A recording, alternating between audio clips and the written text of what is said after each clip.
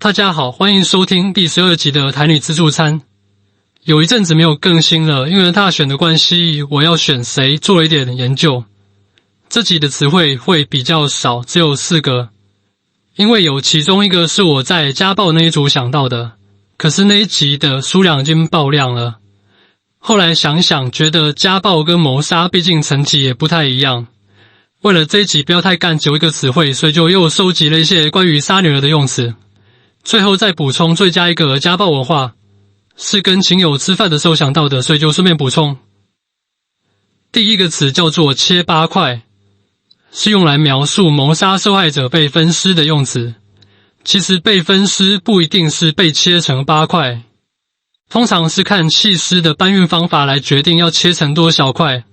理论上是越细越不容易被找到，就像以前那个人肉包子的故事一样。你拿去喂狗的话，肯定是100%消失。所以为什么是8这个数字，我并没有找到很确切的由来。所以其实也有可能不是从女厨发明的。我现在找到的由来有以下几种推测。第一种就是大家都知道有一个成语叫大卸8块。满清10大酷刑里面有一种刑罚叫做锯5刑，就是大卸8块的意思，是真正意义上的把人切成8块。这8块是头、脚、手、眼睛、耳朵，再加上把身体剁成3块，总共加起来会有8块。第二种可能是来自于我小时候的一个流行语。我小时候跟朋友绝交，有一种颇有仪式感的做法，叫做切8段。如果你跟我年纪差不多，你可能也经历过。具体的做法是，2个要绝交的朋友，一个人先摆出一些手印，把双手连结在一起，类似火影忍者或是咒术回战结印的那种手势。然后另外一个人念念有词之后，把对方结在一起的手用手砍断，象征2个人的情谊就此斩断。但是详细的手印跟咒语我并不知道，因为我没有做过，只是知道同龄人之间有这个文化。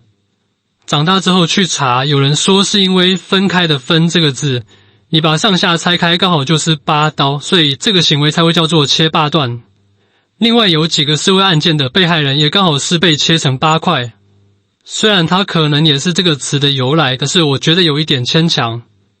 总之呢，切8块虽然来源不可考，但是因为很好记很顺口，所以就变成一种流行语。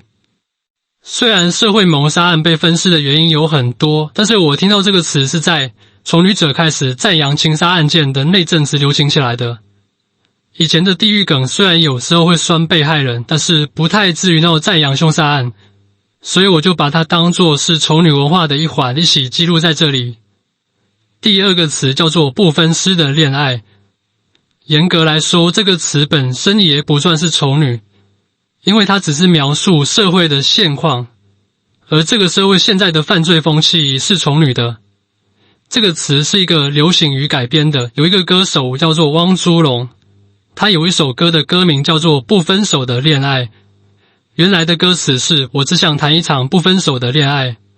后来有一些女网友调侃社会很多情杀案让自己不敢谈恋爱，就会说我只想谈一场不分尸的恋爱。第3句是女的一定有问题，这个是男网民常讲的。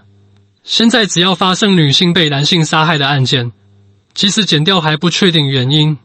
留言区下面也会有一堆酸民未审先判说，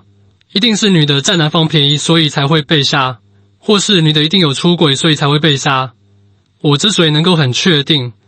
这并不是基于公正世界受害者有罪论导出的结论，是因为受害者是女性，他们才会这样说。如果今天换个性别，酸民就会换一个立场，反正那个群体就觉得台湾女人不听话的话杀光就好了。如果缺女人可以从国外进口外籍新娘，前面那句问题很大，因为就明显违法，但是后面那句因为所有的国家都在做，所以我也没有什么意见。第4个叫做怕包财，这个在分类上应该要放在上一篇那个家暴篇。怕包财就是冬天火锅大家都会吃的茼蒿，它的别名。怕莫的国语就是打老婆，这个别名的由来是一个传说的故事。有一个农夫采了一把茼蒿柴回家交给老婆煮，但是老婆煮好之后分量却大幅缩水，